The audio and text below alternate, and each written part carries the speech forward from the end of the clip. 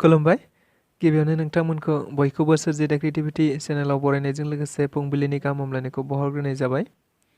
दिनैनि माखासे निउस आपडेटफोरखौ नोंथांमोननि सिगाङाव फोरमायथिना होनो आवगायनाय जालायबाय। नोंथांमोनहा भिडिअखौ नायनानै मोजां मोनोब्ला लाइक खालामगोन होनना आसा खालामबाय। लोगोसे इउटिउब चेनेलखौ दाबो साबस्क्राइब खालामाखैबा साबस्क्राइब खालामनानै लानो थाखाय गुरै खावलायनाय जाबाय।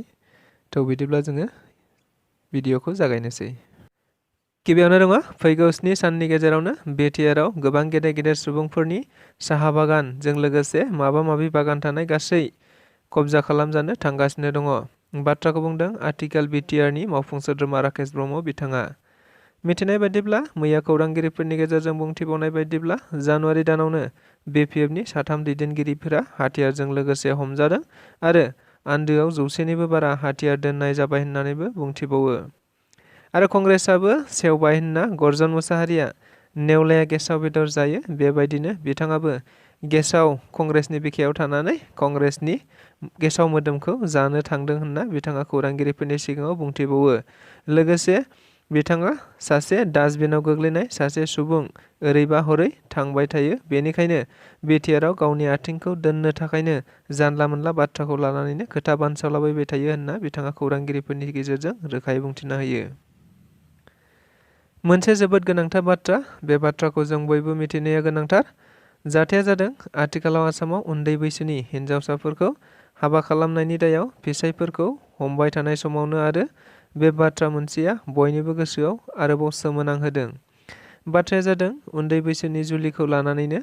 उन्दै बैसोनि जुलियाव जायफोरा आलासि जानो थाङो, जायफोरा जुलियाव बायदि हाबा मावनो थाङो, जायफोरा बिमा बिफा एबा उन्दै बैसोनि जुलिजों जायफोरा जेखि सोमोन्दोआनो थायाथों मानो गासैबो हमजाजोबगोन। आनखि जाय नार्स एबा देहा फाहामगिरिफोरा बैसोखौ बारायनानै होयोब्ला एबा पुलिसनो खौरां हराब्ला लोगोसे पुलिसफोरा बे जुलिखौ दोनखोमानो नाजायोब्ला आरो जाय उकिलफोरा बे जुलिजों सोमोन्दो थानाय जेखि जाया हाबा मावा मानो गासैबो जेलाव थांनांगोन होनना मैया गथ' रैखाथि मोनथाय आफादनि मासिगिरि सुनिता सांखाख'थिया गोख्रों रावजों फोरमायथिना होनाय जायो।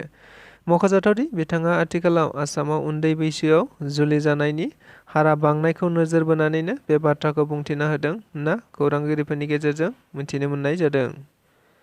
तामुलपुर कलेजनि अन्थाइ खाम्फा गायसनदों। प्रमद बर' दैदेननाय बिटिआर सरकारा मोनसेनि उनाव मोनसे जौगाखांनायनि हाबाफारिफोर लानानै आथिखालाव जौगानायनि हाबा मावबाय थानाय बायदिनो मैया तामुलपुर कलेजनि थाखाय मोनसे एसअपिडिनि जोहै मोनसे एडमिनिस्ट्रेटिभ ब्लक लुनायनि थाखाय अन्थाइ खाम्फा गायसननाय जायो होनना मिथिनो मोननाय जादों। मख'जाथावदि बे अन्थाइ खाम्फा गायसननाय हाबाफारियाव तामुलपुर बियाबनि एमएलए मानगोनां जलेन दैमारि, एमसिएलए हेमन्त कुमार राभाजों लोगोसे कलेजनि गोबां मावथि बिथांमोनहाबो बाहागो लाफादोंमोन होनना मिथिनो मोननाय जादों। लोगोसे अन्थाइ खाम्फाखौ आथिखालनि बिटिआरनि मावफुं सोद्रोमा प्रमद बर' बिथाङा गायसननानै होदों होनना खौराङाव मिथिनो मोननाय जादों।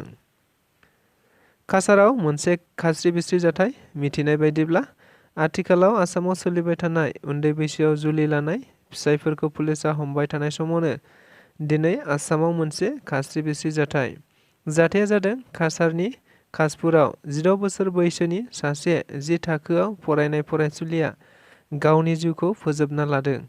मिथिनाय बायदिब्ला उन्दै बैसोआव जुलि होनो नखरा राजि जायैनि थाखायनो जादों जाथाया। धलाई ओनसोलनि सासे सेंग्राखौ मोजां मोनोमोन हिन्जावसाया।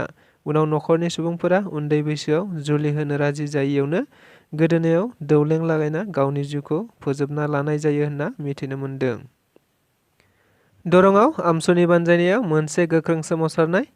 आथिखालाव आसामाव बिजेपि दैदेननाय सरकारा मोनसेनि उनाव मोनसे बायदि हाबाफारि लानानै हाबा मावबाय थानाय समावनो लोगोसे दायो उन्दै बैसोआव जुलि जानाय हौवाफोरखौ पुलिसा हमनाय आरो सरकारनि हायाव आयेन बेरेखायै थानाय सुबुंफोरखौ होखारनाय बायदि बायदि हाबाफारिखौ बेरेखा खालामनानै मैया दरंआव हाजार हाजार सुबुंफोरनि बाहागो लानायाव मोनसे गोख्रों सोमावसारनाय हाबाफारि लानाय जायो। बे हाबाफारिनि गेजेरजों आमसुनि दैदेनगिरि बिथांमोना बेफोर गासै हाबाफारिखौ मुसलमान सुबुंफोरखौ टारगेट खालामनानैसो बायदि हाबाफारि लागासिनो दं होनना गिबि मन्त्रि डक्टर हिमन्त बिश्व शर्मानिसिम अजद होनाय जायो। लोगोसे मुसलमानफोरखौ अत्याचार खालामनो नाङा नङाब्ला थासारिया जागोन गिथावना होननाबो गोख्रों रावजों खौरांगिरिफोरनि गेजेरजों बुंथिना होबावो बिथांमोनहा। बेंकनिफ्राय सिखावआ खावना लांदों गोबां रां। मैया मोनायाव तेजपुराव सालुनिबारि उरां सान्थ्रिनि केम्पआव थानाय SBI निफ्राय सिखावआ नोगोद 23 लाख रांखौ खावनानै लांनाय जायो। खौरांखौ मोननानै पुलिसआ हरावनो नायबिजिरनाय जायो आरो बिश्वनाथनिफ्राय गासै 23 लाखनिबो बारा रांखौ बोखांनो हायो। लोगोसे बे दायाव लकेश्वर बरा मुंनि सुबुंखौ पुलिसआ हमनो हाबाय।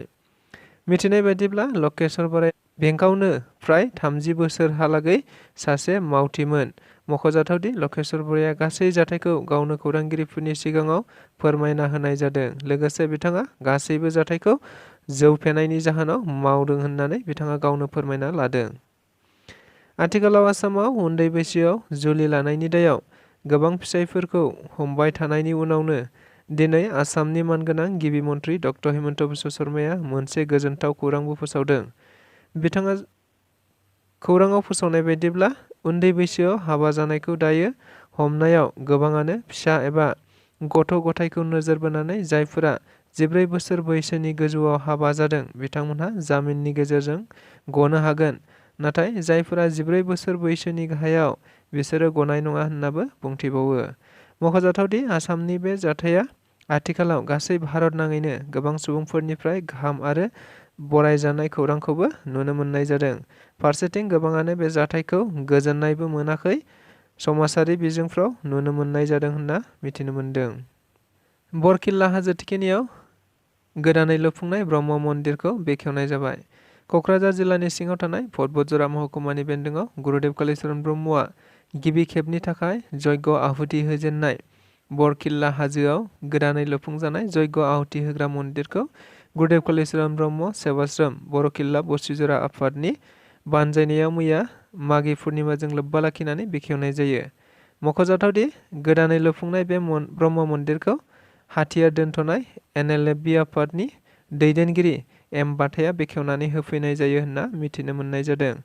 लोगोसे बे हाबाफारिजोंनो मोनसे गेवलां मेलबो लाफानाय जायो, जेराव गुबुन गुबुन जिल्ला आफाद आरो दालाइ आफादनि ब्रह्म धोरोम आफाद आरो धोरोमजों सोमोन्दो थानाय गोबां गेदेमा सुबुंफोरा बाहागो लाफैदों होनना मिथिनो मोनबावनाय जायो।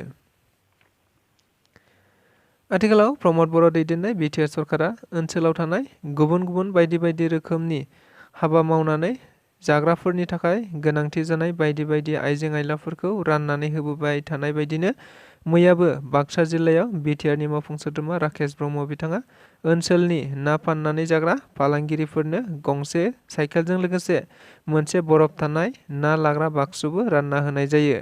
लोगोसे बिथां राकेश ब्रह्मआ खौरांगिरिफोरनि गेजेरजों बुंथिनाय बायदिब्ला BTRआव गासै 4,000 ना फाननानै जाग्रा फालांगिरिफोरनो बे आइजेंखौ राननानै होनाय जागोन आरो बे सप्तानि गेजेरावनो क'क्राझार, चिरां आरो उदालगुरि जिल्लायावबो राननाय जागोन होनना बुंबावो।